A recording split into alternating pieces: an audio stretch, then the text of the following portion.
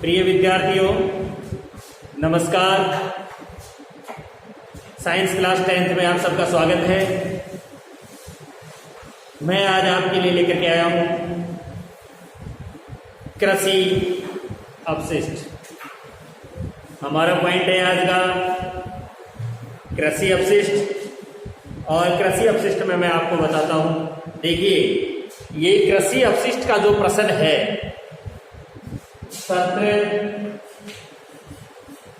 2019 और 20 में अंक 3 का 21वें नंबर पर प्रश्न आया भाई। सत्र 19-20 में जो मार्च के महीने में परीक्षा लगी थी, उस परीक्षा में ये 3 अंक का 21वें नंबर पर प्रश्न आया था। और प्रश्न था कृषि अपशिष्ट क्या है और इसके निस्तारण की 2 विधियां लिखिए। क्या था प्रश्न? कृषि अपशिष्ट क्या है तथा इसके निस्तारण की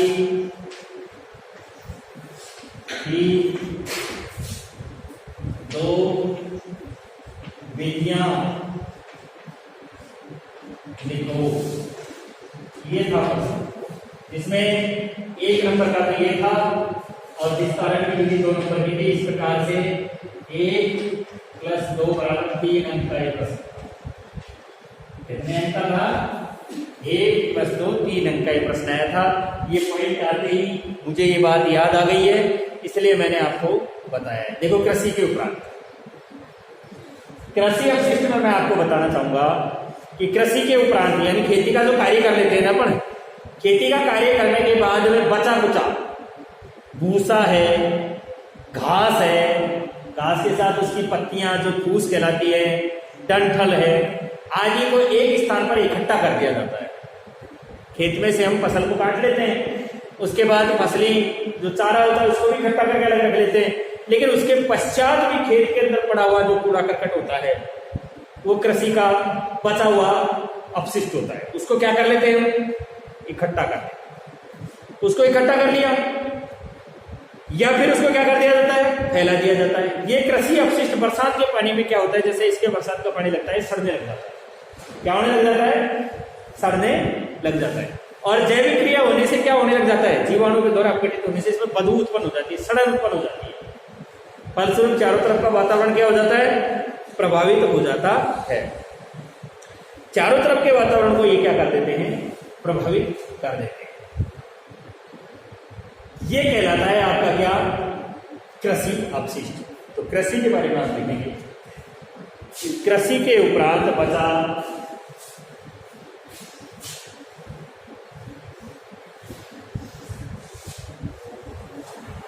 कृषि अपशिष्ट में लिख देंगे कि कृषि के उपरांत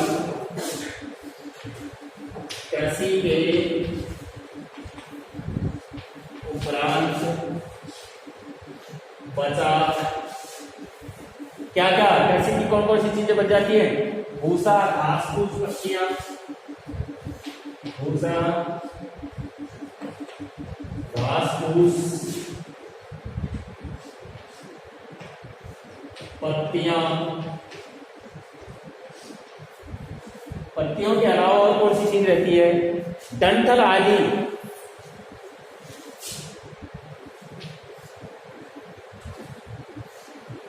डंठल आदि को एक स्थान पर एकत्रित कर दिया जाता है। इसे क्या कर दिया जाता है? एक स्थान पर इकट्ठा कर देते हैं। ये कृषि अपशिष्ट बरसात के पानी से सड़ने लगते हैं। ये कृषि के अपशिष्ट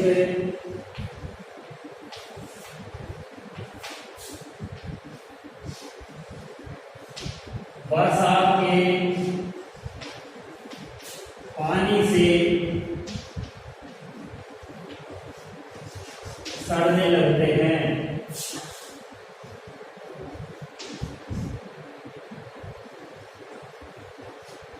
ये कृषि के जो अवशिष्ट होते हैं बरसात के पानी से क्या करने लग जाते हैं, सड़ने लग जाते हैं और जैविक क्रिया होने के कारण प्रदूषण का कारण बन जाते हैं तथा जैविक क्रिया होने के कारण प्रदूषण का कारण बन जाते हैं। क्या कहलाते हैं ये कृषि के क्या कहलाते हैं, अपशिष्ट कहलाते हैं। क्या कहलाते हैं ये कृषि के अपशिष्ट कहलाते हैं। इसके पश्चात हमारा नया पॉइंट आ गया है जैव या चिकित्सा क्षेत्र के अपशिष्ट।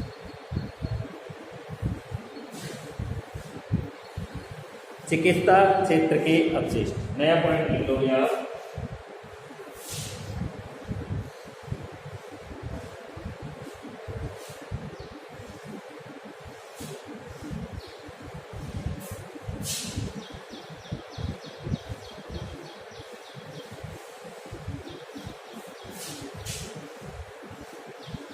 चिकित्सा का मतलब होता है अस्पताल के द्वारा निकलने वाला अपशिष्ट। इसको हम क्या कहते हैं, चिकित्सकीय अपशिष्ट कहते हैं। चिकित्सा क्षेत्र पॉइंट डाल लो, चिकित्सा क्षेत्र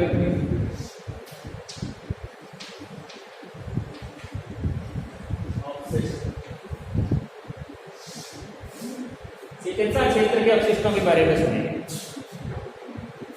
अब अस्पतालों से निकलने वाला अपशिष्ट का मतलब जानते हो, जैसे कांच और प्लास्टिक की बोतलें, या तो कांच की बोतलों में दवाई होती है हॉस्पिटल में, या फिर किसमें होती है, प्लास्टिक की बोतलों में होती है। तो कांच और प्लास्टिक की बोतलें, ट्यूब लगाने की जो दवाई होती है इसमें आती है, सीरीज जिसके द्वारा क्या लगाया जाता है, इंजेक्शन है ना। ये सब क्या है, ये अजैव निम्नीकरणीय अपशिष्ट।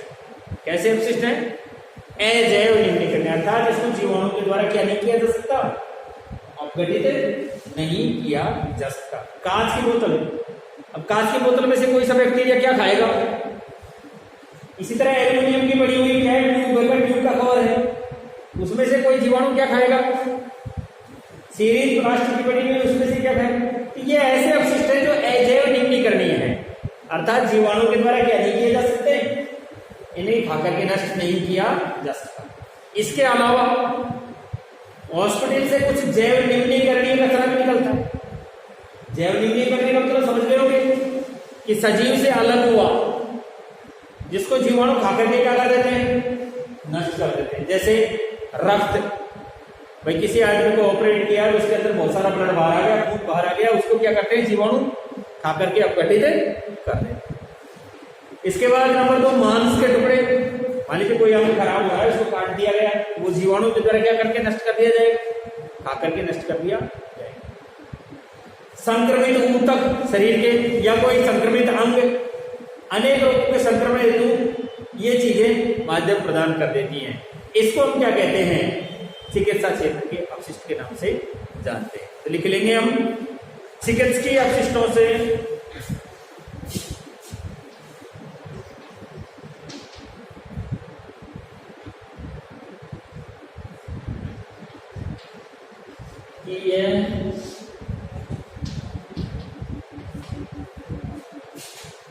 अपशिष्टों पे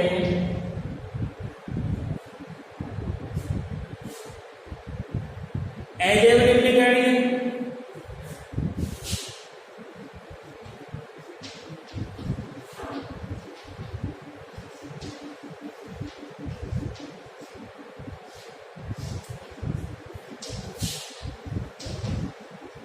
अपशिष्ट जैसे अजैव निम्नीकरणीय अपशिष्ट तो कौन कौन सा हो गया भैया, जैसे प्रयोग में की जा चुकी कोई भी चीज, पट्टी, प्लास्टर, सीरीज, कांच की बोतलें, तो यहाँ सीधा अपन लिखना शुरू करेंगे कांच और प्लास्टिक की बोतलें।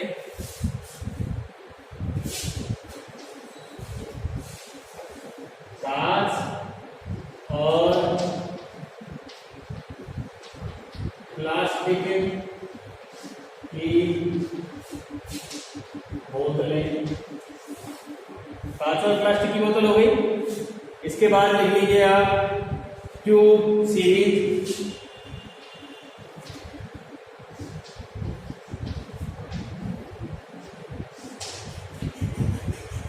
कांच प्लास्टिक की बोतलें, ट्यूब सीरीज, प्लास्टर आदि। दूसरे पॉइंट ऑफ व्यू जैव निम्न करनी है इसके अपशिष्ट में, जैव निम्न करनी है चिकित्सकीय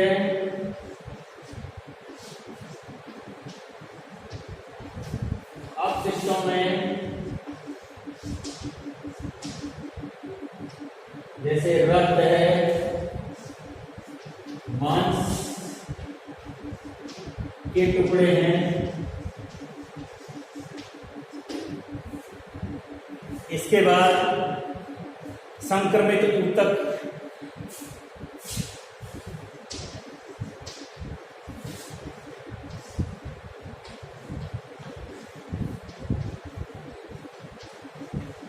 संक्रमित ऊतक या संक्रमित अंग, पस व अन्य संक्रमणकारी अवशेष होते हैं।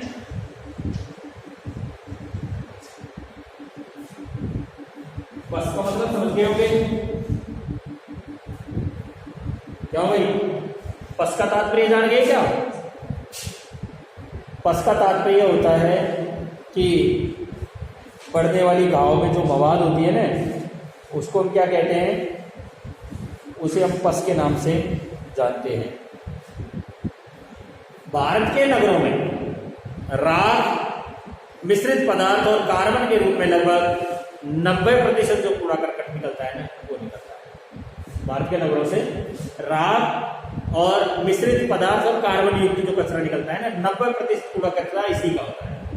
विकसित देशों में इसकी प्रकृति कैसी होती है? अलग होती है, भिन्न होती है। जैसे संयुक्त राज्य अमेरिका में 42% कागज और गत्ता निकलता है। कितना प्रतिशत? 42% कागज और गत्ता वहां निकलता है, जो कैसा है? एक जैव निम्नीकरणीय अपशिष्ट है, अर्थात उसको जीवाणु क्या कर सकते हैं? खाकर के नष्ट कर सकते हैं। 24% धातु पदार्थ निकलते हैं, 12% अपशिष्ट खाद्य पदार्थ होते हैं। स्पष्ट है कि नगरीय अपशिष्ट आज पर्यावरण का अपकर्षण का एक प्रमुख कारण है, जिसमें लगातार क्या होती जा रही है? वृद्धि होती जा रही है। तो मैं यहाँ पर छोटा सा इसके पश्चात एक नोट लिखवाना चाहूंगा। उसके बाद हम पढ़ेंगे अपशिष्ट से होने वाले नुकसान या हानि।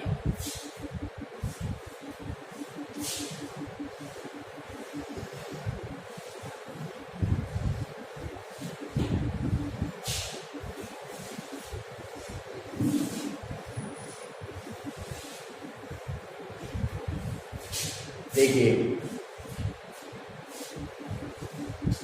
एक स्टार लगा करके शुरू कर देंगे।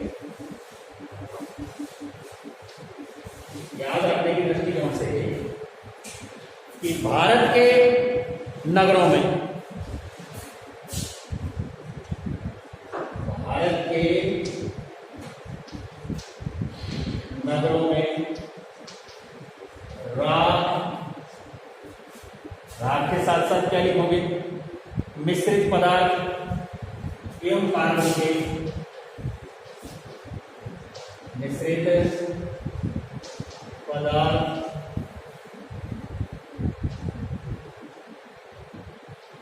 एवं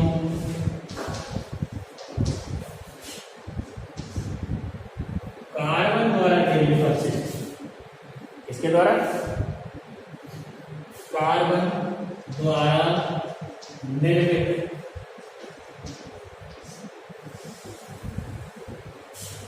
नब्बे प्रतिशत कूड़ा करकट होता है।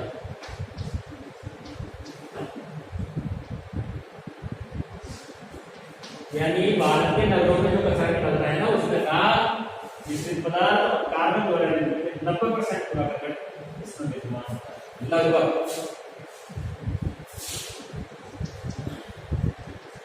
लगभग 90% कूड़ा करकट इसी का बना हुआ। अगर मान लीजिए हम विकसित देशों की तुलना करें, विकसित देश जैसे संयुक्त राज्य अमेरिका में, विकसित देश जैसे संयुक्त राज्य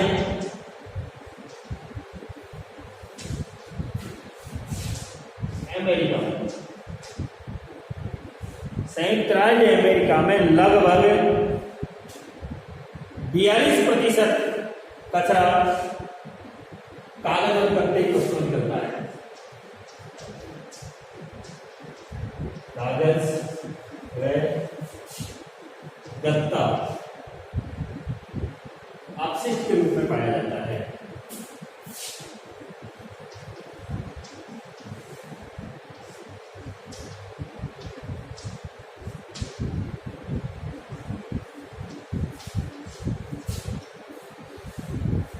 लगभग 24%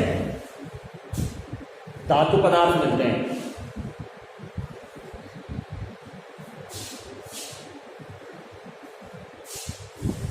अमेरिका में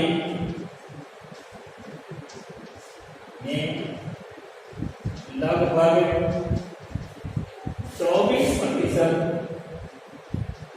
धातु अवशिष्ट होते हैं।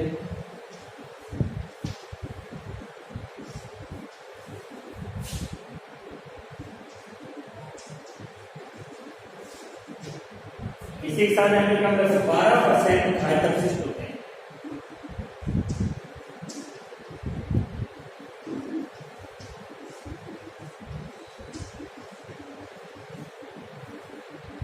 लगभग 12% खाद्य अपशिष्ट पाए जाते हैं।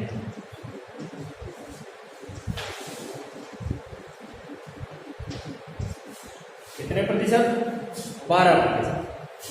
और सबसे बड़ी समस्या इसी की बनती जा रही है हमारे सामने, किसकी? कि लगातार ये अपशिष्ट बढ़ते ही जा रहे हैं।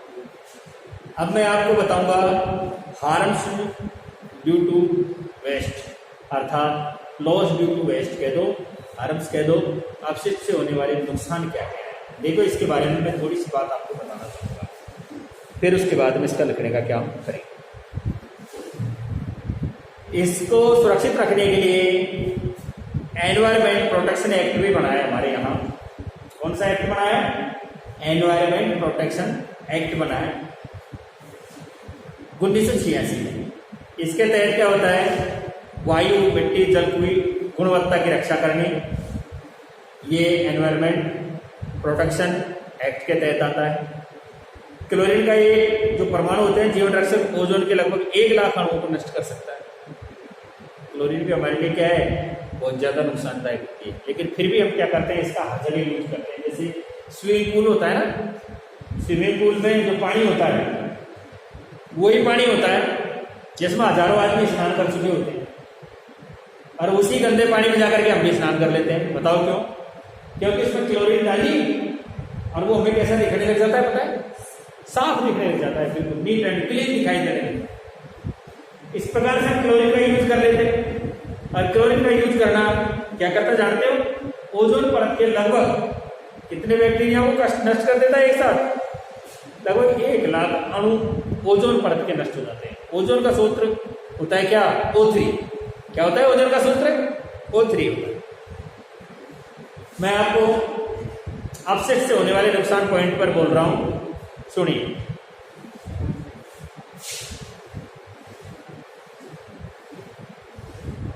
आप ये भी जानते हैं कि ओजोन परत का क्या कार्य है। देखिए ओजोन परत कहां पाई जाती है, मैं आपको बताऊं, जैसा कि किताबों के अनुसार पढ़ा है, सबसे नीचे हमारा कौन सा मंडल पाया जाता है, 0 से लेकर के और 16 किलोमीटर तक, ये अनुमानित है, 0 से लेकर के 16 किलोमीटर तक क्षोभ मंडल होता है। कौन सा मंडल होता है, क्षोभ मंडल। और क्षोभ मंडल का क्या क्या कार्य होता है जानते हो, क्षोभ मंडल का कार्य होता है बादल बनना, बरसात का होना, आंधी तूफानों का चलना, ये सारी घटनाएं कहाँ होती है, इसी क्षोभ मंडल में। क्षोभ मंडल से 16 से 32 किलोमीटर तक की ऊंचाई तक समताप मंडल होता है। कौन सा मंडल होता है, समताप मंडल। समताप नाम से पता चल रहा है सम्मानी बराबर तापमान। यहाँ का तापमान हमेशा कैसा रहता है, समान रहता है। यहां न तो बादल होते ना ही यहाँ का तापमान अधिक कम होता है, ना आंधी तूफान चलते हैं। तो ये हवाई जहाजों की उड़ान के लिए ऐसा है, हवाई जहाजों की उड़ान के लिए उपयुक्त है। क्या है ये, हवाई जहाजों की उड़ान के लिए सबसे उपयुक्त मानता हूं कि हवाई जहाजों की उड़ान के लिए समताप मंडल सबसे बेस्ट होता है। ठीक है, यहाँ का तापमान हमेशा कैसा रहता है, बराबर। लेकिन हवाई जहाज होती है तो इनके अंदर से एक पदार्थ निकलता है, इसको कहते हैं CFC। CFC का पूरा नाम क्या है, क्लोरोफ्लोरोकार्बन। ये हवाई जहाज से निकल करके और सीधा संपर्क करता है 32 किलोमीटर से आगे 80 किलोमीटर तक। 80 किलोमीटर का ये क्षेत्रफल कहलाता है ओजोन मंडल, जहां हमारी क्या पाई जाती है, ओजोन परत पाई जाती है। ओजोन का सूत्र होता है O3। ये यहां से यहां तक पाई जा रही है ओजोन परत। इस ओजोन परत का प्रमुख कार्य क्या है, सूर्य से आने वाली जो हानिकारक अल्ट्रावायलेट किरणें हैं वो पृथ्वी पर जब आती है तो इस ओजोन परत से होकर गुजरती है। ये क्या करता है, अल्ट्रावायलेट किरणें जो UV किरणें हैं, उन अल्ट्रावायलेट किरणों को ये क्या कर लेता है, अपने अंदर अवशोषित कर लेता है और नाली पहुंचने देता है, क्षोभ मंडल के धरातल तक नहीं पहुंचने देता है। जब ये यहाँ रोक लेता है, इससे क्या होता है, यहाँ का तापमान कम रहता है। नंबर 2, यहाँ विद्यमान व्यक्तियों को कैंसर, त्वचा कैंसर या त्वचा से संबंधित बीमारियां नहीं हो पाती। अगर मान लीजिए यहाँ हवाई जहाजों की उड़ान से लगातार क्लोरोफ्लोरोकार्बन निकलता रहा तो ये लगातार क्या होता रहेगा, ओजोन परत से टकराता रहेगा, ओजोन परत क्या होती चली जाएगी, सिकुड़ती चली जाएगी। जब इसका क्षेत्रफल कम हो जाएगा तो आने वाली सूर्य की अल्ट्रावायलेट किरणें सीधी पृथ्वी पर पहुंचेगी, अनेक प्रकार के रोगों का जन्म होगा। इसीलिए हमें क्या करना होगा, CFC के उपयोग को रोकना, क्लोरीन के उपयोग को रोकना। जैसे मैंने क्लोरीन के बारे में आपको बताया है, क्लोरो में क्लोरीन आ गया, क्लोरीन होता है। ये क्या करता है, मैंने अभी आपको बताया था कि क्लोरीन का एक परमाणु जीवन रक्षक जो ओजोन है उसके लगभग 1 लाख अणुओं को नष्ट करने की क्षमता रखता है। इसलिए हमें इनके ऊपर पूरी तरह से प्रतिबंध लगा देना चाहिए। फ्रीज में भी हमारी यही गैस भरी होती है, एयर कंडीशनर या फिर जहां पर कोल्ड स्टोरेज होते हैं सब्जियों को रखने के, उसमें भी यही क्लोरोफ्लोरोकार्बन पाया जाता है। तो ये हमारे लिए घातक है। अब मैं आपको अपशिष्ट से होने वाले नुकसान पर बोल रहा हूं।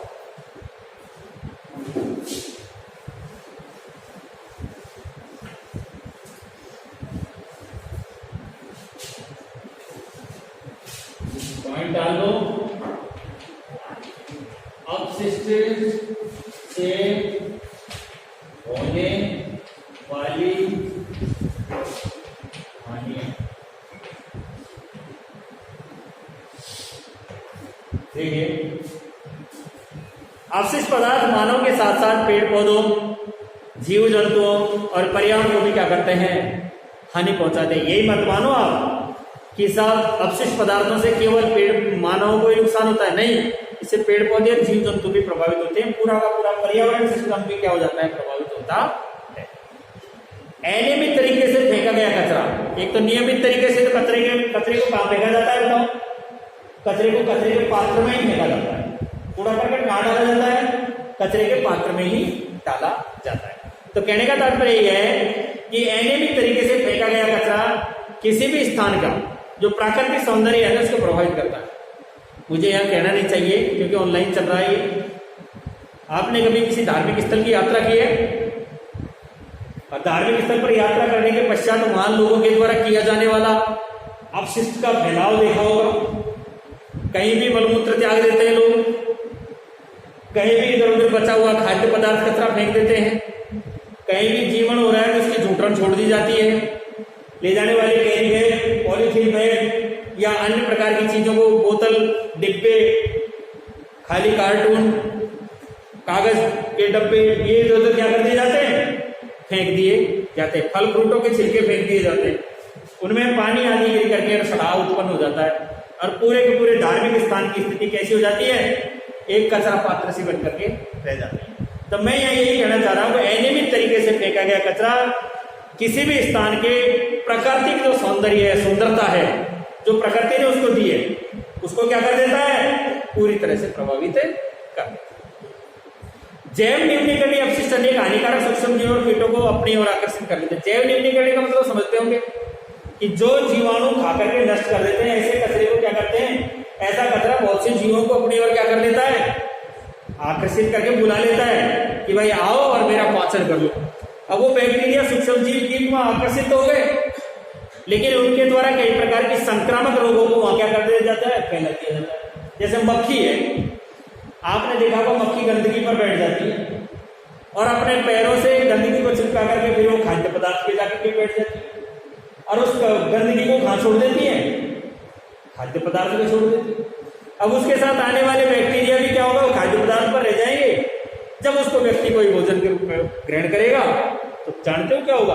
व्यक्ति पूरी तरह से बीमार। तो इसलिए कहने का तात्पर्य हुआ, सूक्ष्म जीव और कीटों को आकर्षित करने वाला कचरा संक्रामक रोगों को फैलने की संभावना को बढ़ा देता है। ये आपसे सड़ने करने पर क्या करते हैं? वहां जानते हो दुर्गंध उत्पन्न करते हैं। हम ये भी जानते हैं कोई पशु मर गया है, वो कुछ ही दिनों में क्या हो जाएगा? अपघटित होकर के मिट्टी में मिल जाएगा। परंतु जब तक वो अपघटित नहीं हो रहा है, जब तक वो मृत अवशेष किसी जीव के द्वारा खाकर के पचाए नहीं जा रहे हैं, तब तक तो वो क्या करता रहेगा? दुर्गंध उत्पन्न करता रहेगा, जिसका वहां के वातावरण पर प्रभाव पड़ेगा। इन पदार्थों की अपघटने क्रिया के दौरान कौन कौन सी गैस निकलती है? मीथेन गैस निकलेगी, कार्बन डाइऑक्साइड जैसी हानिकारक गैस निकलेगी, जिनसे क्या होगा? वातावरण का तापमान बढ़ जाएगा, जिसको हम ग्लोबल वार्मिंग या ग्रीन हाउस प्रभाव के नाम से जानते हैं। वातावरण प्रदूषित हो जाएगा। तो आप यहां तक की बात थोड़ी सी लिख करके आ जाएं, फिर इससे आगे वाला पॉइंट हम तैयार करते हैं। तो अपशिष्टों से होने वाली हानियों में पहले पॉइंट में अपन डालेंगे कि अवशिष्ट पदार्थ मानव के साथ साथ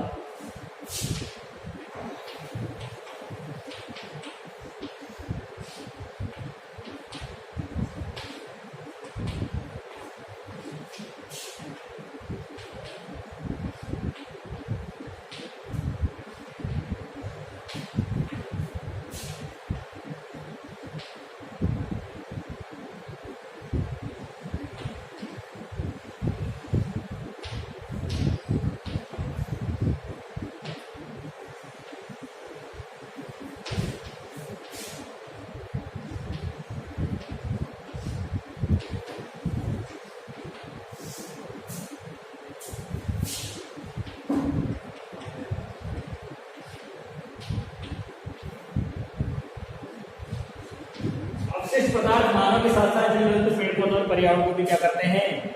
प्रभावित करते हैं। अनियमित तरीके से फेंका गया कचरा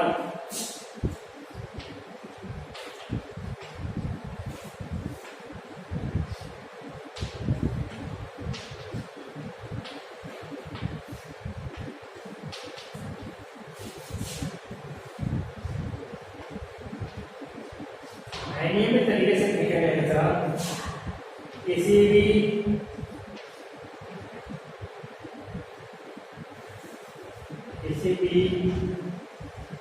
प्राकृतिक स्थान के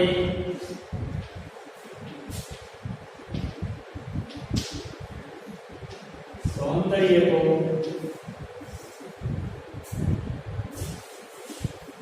बिगाड़ देता है।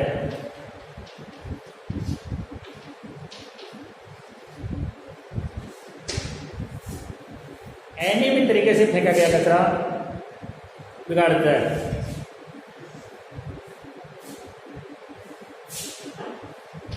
जैव निम्नीकरणीय कचरा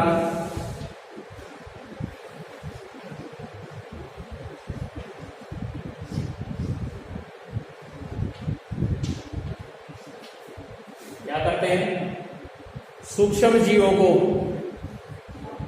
और कीटों को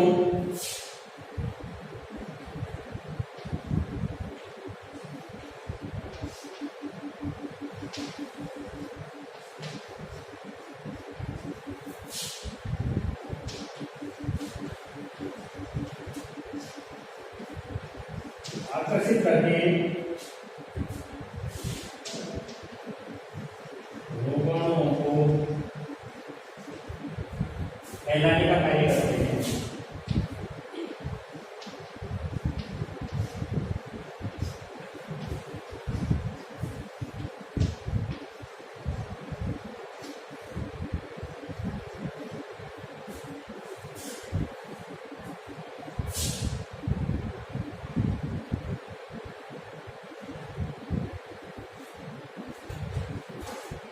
इन अपशिष्टों के सड़ने गलने से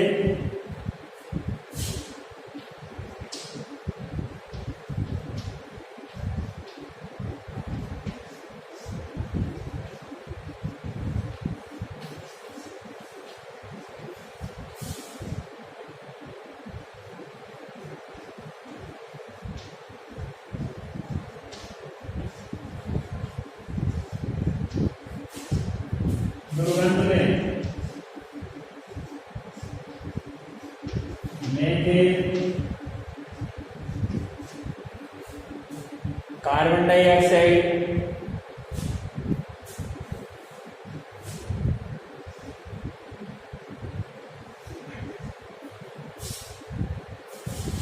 CO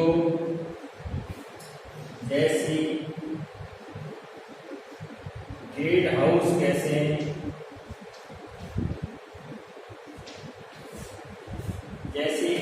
हाउस गैसें वातावरण को क्या कर देती हैं, प्रदूषित कर देती हैं।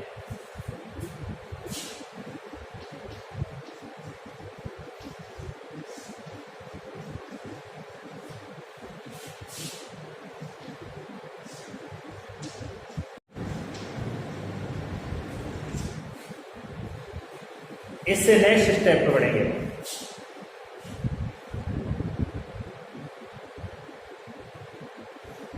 अब आ गया है आपका, मैं जैव चिकित्सकीय अपशिष्ट के बारे में बताऊंगा। इससे आगे और मैं चौथा पॉइंट लिखूंगा जो, उससे पहले इसके बारे में बता दूं मैं आपको कि जैव चिकित्सकीय अपशिष्टों का ध्यान आया हमारे हॉस्पिटल का कचरा।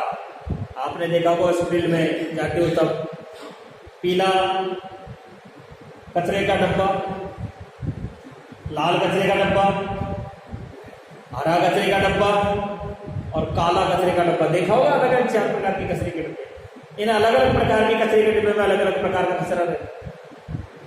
किसी में किस प्रकार का संक्रमित रहता है, किसी में असंक्रमित रहता है, किसी में जैव निम्नीकरण कचरा रहता है, किसी में अजैव निम्नीकरण कचरा रहता है। अलग अलग प्रकार का कचरा भरा हुआ रहता है। तो जैव चिकित्सकीय अपशिष्ट का ध्यान आते हैं अस्पतालों से निकलने वाली दूषित रुई। अब दूषित रुई को जैव निम्नीकरणीय है, जीवाणु उसको खा करके नष्ट कर देंगे। लेकिन अगर वही रुई किसी दूसरे व्यक्ति का लग जाएगा तो वो भी इससे क्या हो जाएगा, बीमार हो जाएगा। पट्टी बांधी हुई पट्टी थी, उतार करके डॉक्टर ने फेंक दिया, दूसरी पट्टी बांध दी, तो वो संक्रमित तो है ही, प्रदूषण का कारण भी। ब्लड बैंक की निकलने वाली जो थैलियां होती हैं जिसमें खून रखा जाता है, इकट्ठा करके चढ़ाने के बाद थैली खाली हो गई, फेंक दिया। सीरीज आईवी से लगाते हैं, कैनुला जिसको बोल देते हैं, ट्यूब, कांच, प्लास्टिक की बोतलों से, ये चीजें हमारे ध्यान में आ जाती हैं। इन कचरों के निस्तारण करने की दावेदारी खूब की जा रही है। बड़ी बड़ी कंपनियां ठेका ले लेती है, सब हम पूरे के पूरे कचरे को निस्तारित कर देंगे, हटा देंगे। लेकिन केवल खोखले दावों के अलावा कुछ नहीं होता। केवल क्या रहते हैं, खोखले दावों के अलावा कुछ नहीं रहता। इनको निस्तारण करना तो बहुत दूर की बात, ठीक ढंग से इनको इकट्ठा भी नहीं किया जा सकता। लेकिन मुकम्मल इनके जो मुकम्मल है इंतजाम होते ही नहीं। निजी अस्पताल गांव में क्लिनिक और झोला छाप जो चिकित्सक समझ रहे होंगे आप, बहुत से गांवों में झोला छाप चिकित्सक होते हैं जिनके पास ना डिग्री होती है ना उनको सही तरीका आता है, दुकान खोल करके बैठे रहते हैं, 50 रुपए की दवाई के 500 लिए जाते हैं और गलत तरीके से इलाज कर दिया जाता है। ऐसे गांव में खुलने वाले क्लिनिक और झोला छाप चिकित्सकों के जो जैव चिकित्सा कचरा होता है उसको कहीं भी फेंक देते हैं, उनके जगह ही नहीं होती। कूड़े के ढेर की तरह इधर उधर फैला जो जैव चिकित्सीय कचरा है कई मायने में बहुत ज्यादा खतरनाक होता है। हो सकता है इस कचरे में कोई ऐसा बैक्टीरिया मौजूद हो जो किसी दूसरे व्यक्ति को क्या हो जाए, लग जाए। जैसे हेपेटाइटिस बी है, टिटनिस है, संक्रमित बीमारियां, संक्रमित सुई है, उस सुई का किसी दूसरे व्यक्ति के चुभ गया। जैसे एडस की सुई थी और किसी के चुभ गई तो दूसरे व्यक्ति को क्या हो जाएगा, एडस हो जाएगा। जलने पर निकलने वाले धुएं से कई प्रकार की बीमारियां हो सकती है। लंबे समय तक यदि कोई व्यक्ति वायु, मिट्टी और जल के संपर्क में रहने पर कृत्रिम अजैव न्यूनीकरण अपशिष्ट जैसे प्लास्टिक है, हानिकारक विषैले पदार्थ उत्सर्जित करने लग जाते हैं। इसलिए हमें प्लास्टिक का कम से कम यूज करना चाहिए। प्लास्टिक की बोतल में रखा हुआ पानी पीना भी हानिकारक होता है, परंतु वर्तमान में हम क्या है, सब लोग प्लास्टिक की ओर ज्यादा भाग रहे हैं। बाजार जाएंगे तो सब्जी प्लास्टिक की थैली लाएंगे, बाजार जाएंगे तो यहाँ तक कोई लिक्विड चीज है ना, दूध भी पॉलिथीन में लाएंगे, खाद्य तेल भी पॉलिथीन में लाएंगे, हर कोई चीज है इसको किस में लाने का प्रयास करेंगे, हम सब पॉलिथीन कैरी बैग में लाने का प्रयास करेंगे। जबकि वो क्या करता है, अजैव न्यूनीकरण अपशिष्ट है, उससे ऐसे हानिकारक विषैले पदार्थ निकलते हैं। प्लास्टिक जो पेट्रोलियम आधारित उत्पाद है, कहां से निकलता है प्लास्टिक, पेट्रोलियम आधारित उत्पाद है ये। इससे हानिकारक विषैले पदार्थ घुल करके जल के स्रोतों तक पहुंच जाते हैं, पानी में घुल करके चला जाएगा ये, जिससे कई प्रकार के रोग होने की संभावना बढ़ जाती है। पॉलीथीन कचरा भी मानव के लेकर के पशुओं तक, आपने देखा होगा कई बार टीवी पे भी दिखाया जाता है। हमारे घर में हम सब्जी लेकर के आए, सब्जी तो काट ली, कचरे को पॉलीथीन की थैली में इकट्ठा किया, बांधा और बाहर फेंक दिया। जानते हैं उससे क्या होता है, पशु होते हैं बोलते नहीं है, उनके पैर चलने का काम करते हैं, खोलने का, और इस तरह का कार्य नहीं कर पाते। फलस्वरूप क्या होता है, कचरा निकलता नहीं है और वो पूरी पूरी थैली को क्या कर जाते हैं, स्लो निकल जाते हैं, खा जाते हैं। वो कचरी पूरी तरह से जाकर के जमा हो जाती है, पेट के अंदर आमाशय में जमा हो जाती है, पचा नहीं पाता आमाशय उसको, ज्यादा समय तक उसमें कचरा बढ़ जाएगा, पशु चरना बंद कर देगा, पूरी तरह से आफरा आ जाएगा, पशु मर जाते हैं। बाजार में अधिकांश घूमने वाली गायें इस बीमारी का शिकार हो जाती है। इसलिए पॉलीथीन कचरा मानव से लेकर पशु पक्षियों तक घातक सिद्ध हो रहा है। लोगों में तरह तरह की बीमारियां इससे फैल रही हैं। जमीन की उपजाऊ शक्ति कम हो रही है। जैसे हम जानते हैं कि रोज बाजार से हम कोई चीज प्लास्टिक की थैली में लेकर के जाते हैं, बाजार से घर लेकर के गए, सामान तुमने निकाल लिया और उसको कचरा में फेंक दिया, वो कचरा इकट्ठा होकर के एक स्थान पर डाल जाता है, हम उसको खेत में डाल देते हैं खाद के रूप में। अपने गांव की भाषा में उसको क्या बोल देते हैं, रेवड़ा बोल देते हैं। उसमें डाल दिया, खाद के साथ साथ खेत में पहुंच गया। मान लीजिए वो पॉलीथीन मिट्टी के नीचे आ गई है और उसी के ऊपर पेड़ उग गया। अब ना तो वो पेड़ की जड़ को ही नीचे जाने देगा, ना उस तक पानी को पहुंचने देगा, फलस्वरूप पेड़ क्या हो जाएगा, सूख जाएगा। भूगर्भीय जल स्रोत प्रदूषित हो रहे हैं। प्लास्टिक के ज्यादा संपर्क में रहने से जानते हैं कौन सी बीमारी हो जाती है, खून में थैलेटस की मात्रा बढ़ जाती है खून के अंदर। सबसे मोस्ट प्रश्न है ये, आपसे पूछा जा सकता है कि ज्यादा समय तक अगर हम प्लास्टिक के संपर्क में रह जाएंगे तो कौन सा रोग हो जाएगा, थैलेटस रोग हो जाएगा। कौन सा रोग, थैलेटस रोग। थैलेटस की मात्रा बढ़ जाएगी, इससे गर्भवती महिलाओं में शिशु का विकास रुक जाएगा। अगर मान लीजिए कोई महिला, ज्यादातर गर्भवती महिलाएं जैसे फ्रीज के पानी का यूज बोतल वाला पैक कर रही है, बाजार से आने वाला सारा प्लास्टिक पैक आ रहा है, उसी में फल फ्रूट खा रही है, तो उनको खून में थैलेटस की कमी हो जाएगी, थैलेटस रोग हो जाएगा, जिससे क्या हो जाएगा, उनके शिशु जो गर्भ में बढ़ रहा है ना, उसका विकास पूरी तरह से हो जाएगा। प्रजनन अंगों को भी नुकसान पहुंचता है। प्लास्टिक उत्पादों के प्रयोग होने वाला जो बिस्फेनॉल रसायन है वो शरीर में डायबिटीज कर देता है, शुगर का रोग उत्पन्न कर देता है और लीवर एंजाइम असंतुलित हो जाता है। यहां तक की बात आप लिख लीजिए। आज मैं आपको इतना ही लिखवाना चाहूंगा। मात्र 5 मिनट में मैं लिखवा सकता हूं आपको ये, इससे आगे का पॉइंट।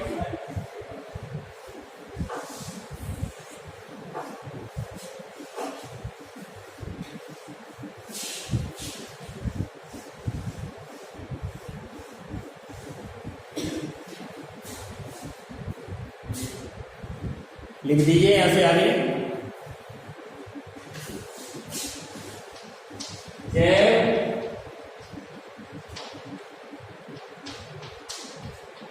जैव चिकित्सकीय अवशिष्ट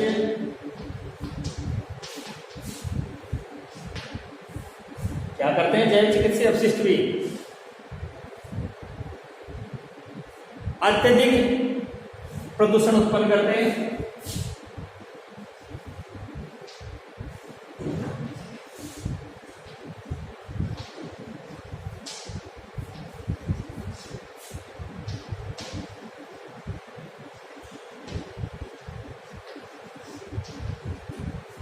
जैव न्यूनीकरणीय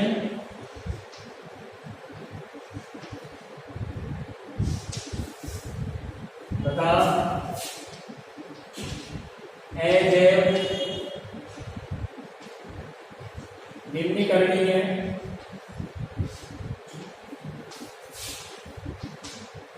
अपशिष्ट अनेक रोगों को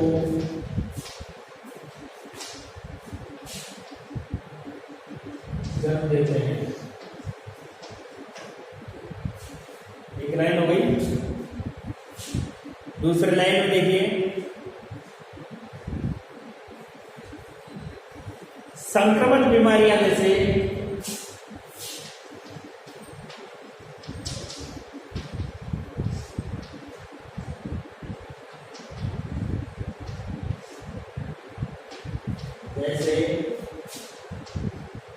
एडस, हेपेटाइटिस,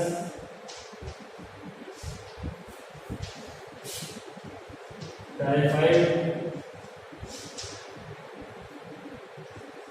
टीबी,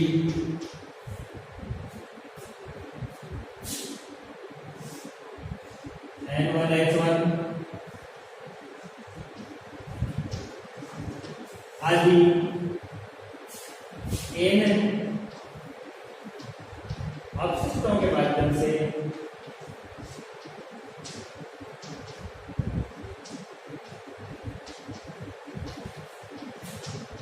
दूसरे व्यक्ति में पहुंच जाते हैं।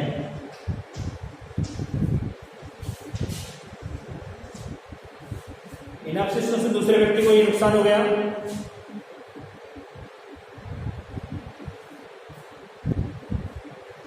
प्लास्टिक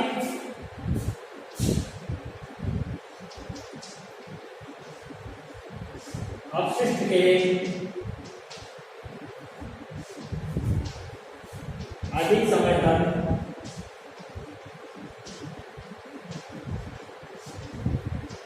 संपर्क में रहने से खून में किस चीज की मात्रा बढ़ जाती है? थैलेटस की मात्रा बढ़ जाती है।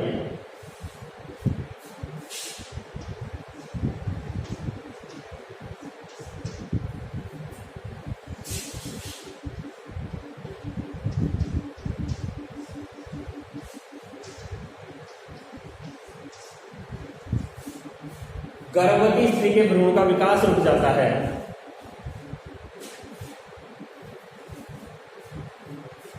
इसलिए दो गर्भवती महिला के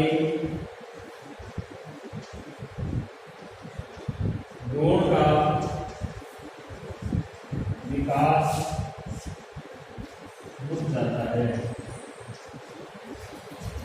अगर ज्यादातर प्लास्टिक के संपर्क में रहा तो ये हो जाता है। प्लास्टिक उत्पादों का प्रयोग करने से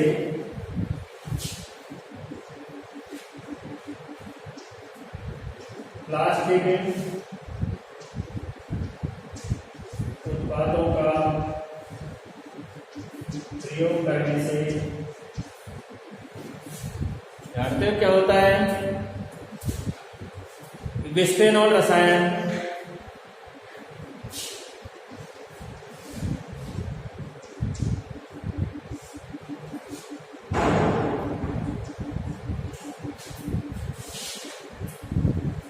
मधुमेह के साथ साथ लीवर एंजाइम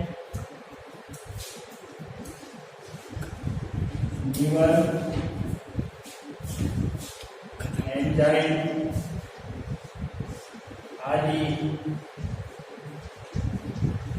रोगों का प्रसारण हो जाता है।